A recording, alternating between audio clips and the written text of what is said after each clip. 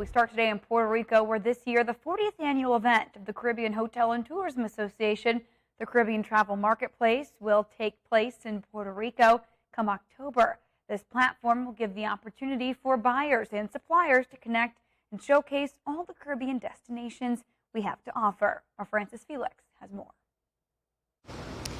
With the importance of reimagining and rediscovering the Caribbean tourism, the Caribbean Hotel and Tourism Association is holding the 40th annual event that gathers buyers, hotels, attractions, and showcase 30 destinations, including Puerto Rico. This year will be the 40th anniversary of Caribbean Travel Marketplace, and that is the largest and most important trade show as it relates to the buyers and suppliers in our industry, our tour operators, our travel agents, international media, meeting with all the hotels, attractions, and partners within the Caribbean to really look at buying and selling all that is Caribbean. And this year we are very excited to be here in Puerto Rico. It's our 40th anniversary, and it is just going to be one of those wonderful occasions where we'll be able to showcase all the destinations. We have over 33 destinations within the Caribbean, but of course showcase destination Puerto Rico.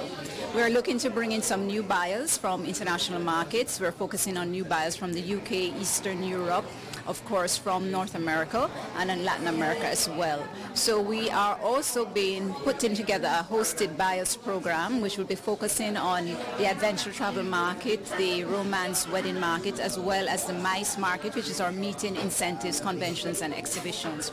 The Caribbean is known, of course, for its beautiful beaches, sun, sea, and sand. We're known for destinations weddings. We're known for that kind of product.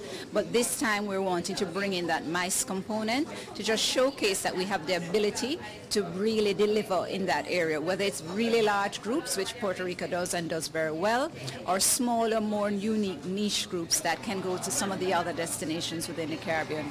So this year we are really excited to be back here. We've seen so many wonderful things happening here in Puerto Rico and the growth of the industry and your recovery after Maria and then through the pandemic, and really happy to showcase this fantastic destination. Really excited as a region to be promoting the 40th annual Caribbean Travel Marketplace, and that comes on the heels of the Caribbean Hotel and Association 60-year anniversary. So it's 60 plus 40 equals 100% Caribbean, if you can imagine. So Caribbean Travel Marketplace is a platform that it's a B2B experience where we connect buyers and suppliers. And so this forum gives our suppliers an opportunity to showcase the key selling points of their destinations to the key buyers. These are important people who are responsible for a big portion of our visitor arrivals, and so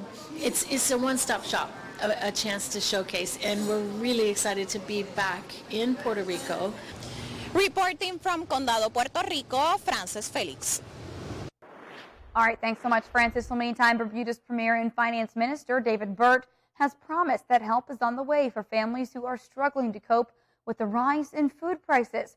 Burt said a financial support package would be discussed by his cabinet in the coming weeks, but urged residents to be wise with their spending. The Premier told the House of Assembly that laws were passed in 2020, but are only being brought into force now. He added that this would also require retailers to publish the prices of essential items. Burt said the support being considered would be brought to the House before July 15th.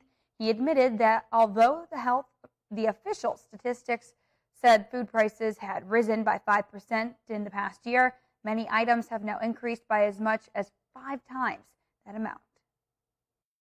Before this House rises on July 15th, the government will bring to this Honorable House a comprehensive package to tackle challenges faced by the increasing costs of food that will provide additional support to the many Bermudians who require assistance to make ends meet. This package is currently being prepared by the Ministry of Finance and will be discussed at the next meeting of the Cabinet. However, Mr. Speaker, there are limits to the support that the government can provide, as it is vital for Bermuda's economic future that the government meets its budget targets. With global inflation set to continue for the foreseeable future, and with a growing number of economists predicting a recession in the world's largest economy and our largest trading partner, the United States, All residents must be wise with their spending choices. These are uncertain economic times, especially as we cope with rebuilding our economy following the coronavirus pandemic. And the government will be fiscally prudent while also delivering the relief needed by many. Well, meantime, at least 3 people were injured after a plane made an emergency landing at Miami International Airport on Tuesday. The plane caught fire. It made a crash landing around 5:30 on Tuesday and tore through structures before coming to a rest in a grassy area. Re-Air Flight 203 was carrying more than 120 people on board, including 11 crew members. Dozens of first responders rushed to the scene and were quickly able to douse the fire with foam trucks. The plane was evacuated and 3 individuals were transported to local hospitals. All others appeared to be unharmed. Federal investigators will be at the airport this week to assess the damage done. In the meantime, more than 1,000 Southwest airline pilots were on the picket line at a Dallas Love Field recently. They say it's not a walkout, but rather an effort to get their employers' attention.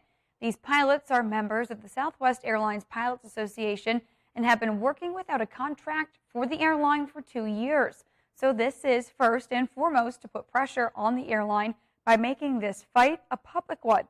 They claim that airline scheduling inefficiencies make for overworked pilots and ups the chances that our flights will be affected if a pilot takes off. No flights were impacted because of this demonstration.